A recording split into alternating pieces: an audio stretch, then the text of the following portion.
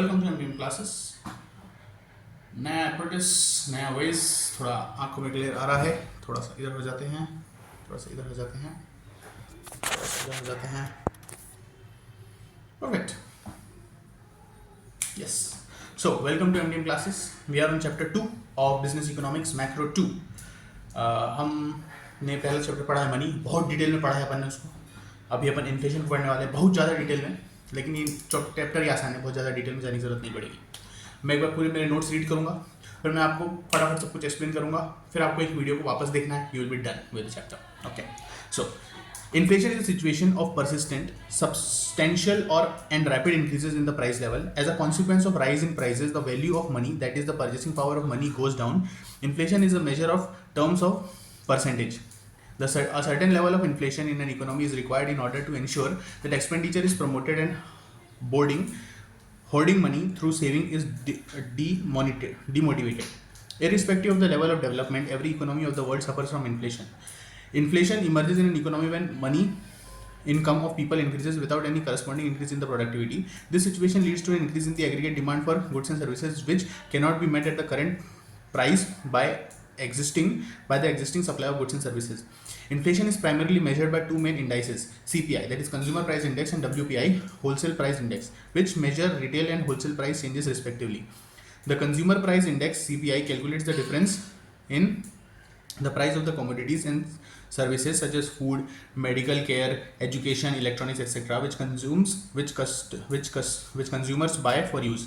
CPI is the measure of price level in the economy based on the prices of collection of products designed to reflect the consumption basket of aggregate consumers. On the other hand, the wholesale price index is the price of a representative basket of wholesale goods. To measure inflation in India, both WPI, that is Wholesale Price Index, and CPI, Consumer Price Index, are used. Causes of inflation: excessive money supply, rapid expansion of bank credit, increase in public expenditure, presence of black money, hoarding and speculations, high import price of essential products, market imperfection, rising wages, higher amount of national debt. Consequences of inflation: effects of real income. If there is inflation in the economy, the purchasing power of money decreases and it affects real income of people adversely. Effects on national income distribution: the distribution of income has favorable effects on some section of at the cost of some others. Generally speaking, there is adverse effect of inflation on fixed income earners. On the other hand, it benefits flexible income earners such as businessmen, traders, producers, etc. Effects on production or output: inflation motivates businesses. Effects on production and output: inflation motivates business communities to invest and produce more goods and services in the expectation of earning a higher. So, consequences of inflation: effects of production or output. Inflation, गधे लोग आ गए हैं video में, हम क्या कर सकते हैं, टाइम वेस्ट होने वाला है। वीडियो बना रहे हैं? नहीं, मैं डांस कर रहा हूँ यहाँ पे। Effects on production or output: inflation motivates business communities to invest and produce more goods and services in the expectations of earning a higher profit margin. In the beginning, the situation becomes advantageous for them since the prices of goods and services produced by them rise faster than their cost of production. Effects on consumption and welfare: consumers have to spend more on buying the same amount of goods and services due to inflation.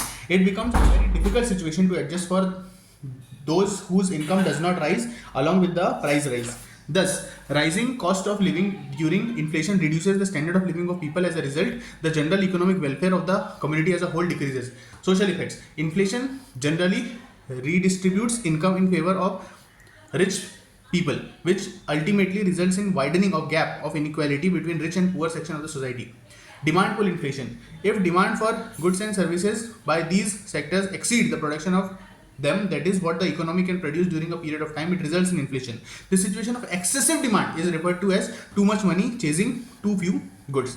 Cost plus inflation: when price of the raw material and the factors of production increases, it leads to decreased supply of the goods and services produced in the economy. At the situation of decreased supply of output, if demand remains constant, the prices of commodities which obviously increase, causing a rise in the overall price level. This is how cost push inflation occurs in an economy. This cost push inflation is generated from the situation of scarcity of supply in the economy, and thus it is a supply side problem. Deflation is Deflation is just opposite to the situation of inflation. It happens when there is continuous fall in the prices in an economy.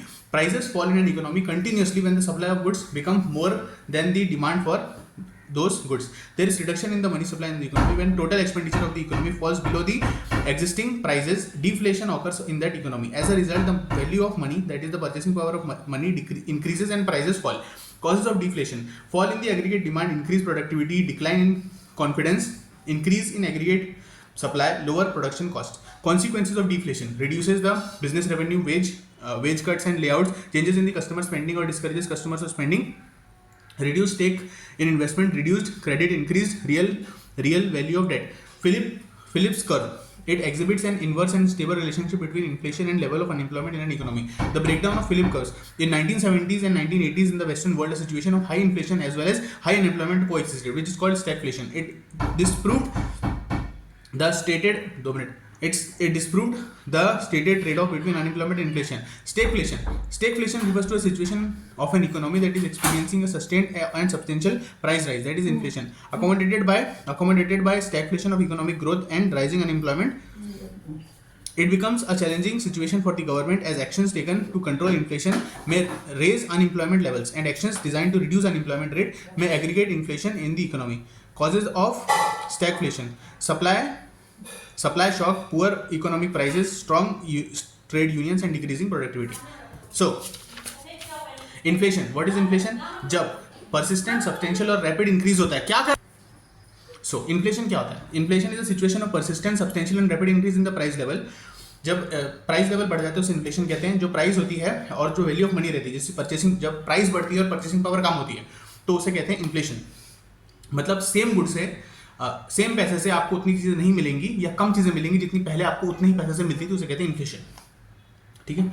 Inflation कब होता है? जब money income होती है people की, वो बढ़ती है लेकिन करस्पॉन्डिंग इंक्रीज प्रोडक्टिविटी में नहीं होता है, which cannot be met at the current price of the existing supply of goods and services. Inflation क्या होता है? दो मेन इंडाइसेस से अपन मेजर करते हैं. कौन कौन से? एक तो कंज्यूमर प्राइस इंडेक्स होता है और दूसरा होता है wholesale price index. Consumer price index क्या होता है? वो डिफरेंस कैलकुलेट करता है of the commodity and services such as food, medicare etcetera, जो कस्टमर बाय करते हैं उनमें जो डिफरेंस हो गया, जो चीज़ आप खरीदते हो उनके प्राइस में डिफरेंस निकाल के, जितना पहले था जितना अभी हो गया, जितना डिफरेंस है, जो अभी प्राइस जैसे अभी 100 है और अभी 110 हो चुका है, पहले 100 था अभी 110 हो चुका है, जो 10 रुपये है वो इन्फ्लेशन की वजह से हुआ है. CPI is the major of price level in the economy based on the current collection production. जो होलसेल प्राइस इंडेक्स है, होलसेल प्राइस इंडेक्स क्या होता है? It is the price of the respective basket of the wholesale goods. To major inflation in India both WPI and CPI are used.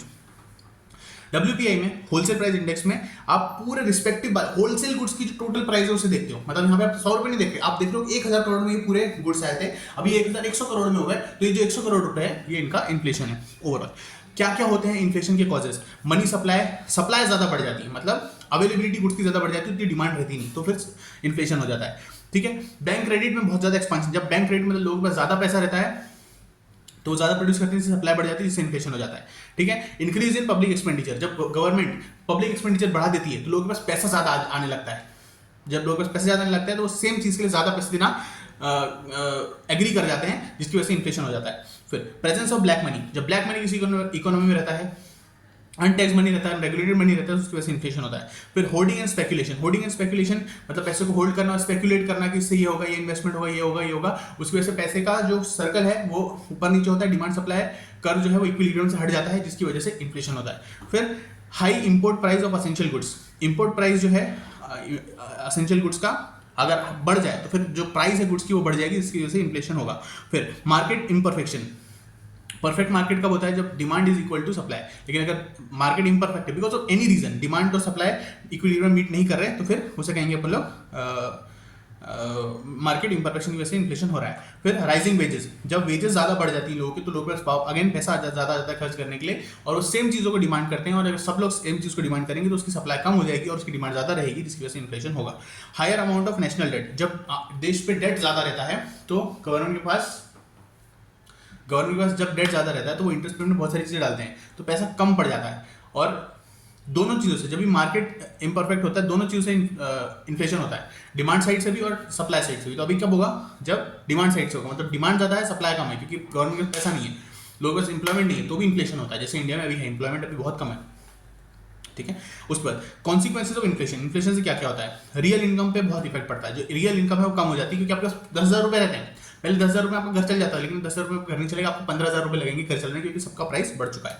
Effect on national distribution of income distribution, income distribution जो है वो adversely effect होता है, खासकर जो fixed income bearers हैं, businessman वगैरह को कोई फर्क नहीं पड़ता, लेकिन जो सैलरीड पीपल है उन पर बहुत ज़्यादा इफेक्ट पड़ता है इसका। फिर effects on production and output, बहुत जो इन्फ्लेशन है, इन्फ्लेशन एक बहुत अच्छी सिचुएशन होती है बिजनेसमैन लोगों के लिए, क्योंकि वहाँ पे डिमांड इंक्रीजिंग रहती है और गवर्नमेंट भी एक्सपेंडिचर करती रहती है, तो डिमांड बढ़ती रहती है, इकोनॉमी मूविंग रहती है, इकोनॉमी में पैसा रहता है, बैंक क्रेडिट दे रहे होते हैं, बैंक लोन दे रहे होते हैं, बैंक ज़्यादा इंटरेस्ट रेट दे रहे होते हैं इन्फ्लेशन सिचुएशन में, वो बिजनेसमैन को बहुत ज़्यादा मोटिवेट करती है इन्फ्लेशन की सिचुएशन। एक्चुअली उनका जो राइज होता है वो बहुत फास्टर हो जाता है इनके इस केस में। Effect on consumption and welfare, जो कस्टमर है उनकी वो ज़्यादा पैसा खर्च करते हैं सेम कमोडिटी को खरीदने के लिए, ठीक है, क्योंकि प्राइसेस बढ़ जाती हैं, और इन्फ्लेशन की वजह से तो जब ऐसा होता है तो लोगों के पास पैसा कम बचता है, इसलिए उनका स्टैंडर्ड ऑफ लिविंग भी कम हो जाता है, और इकोनॉमिक वेलफेयर जो है एज अ होल डिक्रीज हो जाता है, इस वक्त इकोनॉमिक वेलफेयर कम हो जाता है। सोशल इफेक्ट्स क्या है, redistributes income in favour of rich people. जब इन्फ्लेशन होता है तो जो इनकम है वो रीडिस्ट्रीब्यूट होकर जो रिच लोग हैं उनके पास चली जाती है, क्योंकि जो फिक्स इनकम वाले लोग हैं जिनके पास पैसा लिमिटेड है, उनके पास तो उतनी ही इनकम है और उनका वैसे इन्फ्लेशन की वजह से पैसा सारा कम हो गया है, अब इनके पास पैसा बचा है वही उसे इन्वेस्ट कर पाएंगे, वही उसे बढ़ा पाएंगे, तो इनकम रीडिस्ट्रीब्यूट होकर जो अमीर लोग हैं उनके पास ज़्यादा चली जाती है इस टाइम में। अब इन्फ्लेशन के कौन कौन से होते हैं, एक तो होता है demand pull inflation. Demand pull inflation कब रहता है, जो डिमांड है जब वो एक्सीड कर जाती है प्रोडक्शन से, मतलब जितनी सप्लाई है 100 ही गुड्स हैं लेकिन 110 की ये 200 की डिमांड है, तो इनको सेटिस्फाई करनी है, तो ये इसी गुड्स के लिए ज़्यादा पैसे दे देंगे, तो उसे कहते हैं डिमांड पुल इन्फ्लेशन। फिर कॉस्ट पुश इन्फ्लेशन, वो कब होता है, जब डिमांड ज़्यादा है और सप्लाई कम हो गई, demand remains constant, the prices obviously increase.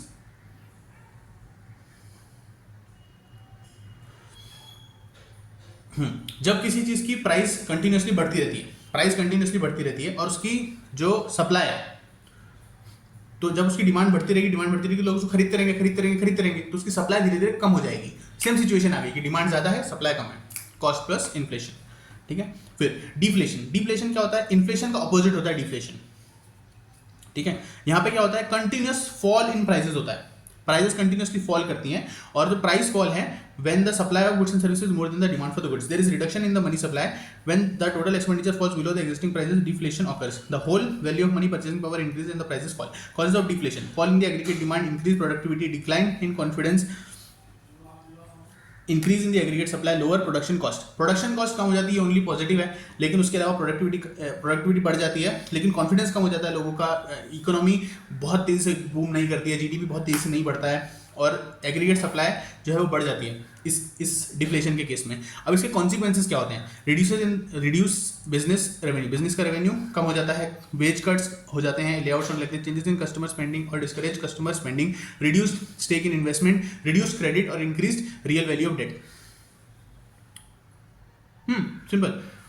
So Philip curve क्या बात करता है, फिलिप कर्व ने एक exhibits an inverse and stable relationship between inflation and high level of unemployment. इसने फिलिप कर्व एक थ्योरी है जिसने एक रिलेशनशिप बनाई है जो बताता है कि इनवर्स रिलेशनशिप है, मतलब जितना इन्फ्लेशन बढ़ेगा उतनी अनएम्प्लॉयमेंट कम रहेगी, और जितना इन्फ्लेशन कम रहेगा उतनी अनएम्प्लॉयमेंट ज़्यादा रहेगी, ठीक है। So breakdown of Phillips curve, 1970s और 1980s में सिचुएशन हुई जहाँ पे इन्फ्लेशन बहुत हाई था और अनएम्प्लॉयमेंट भी बहुत हाई थी, जिसे अपन स्टैगफ्लेशन कहते हैं।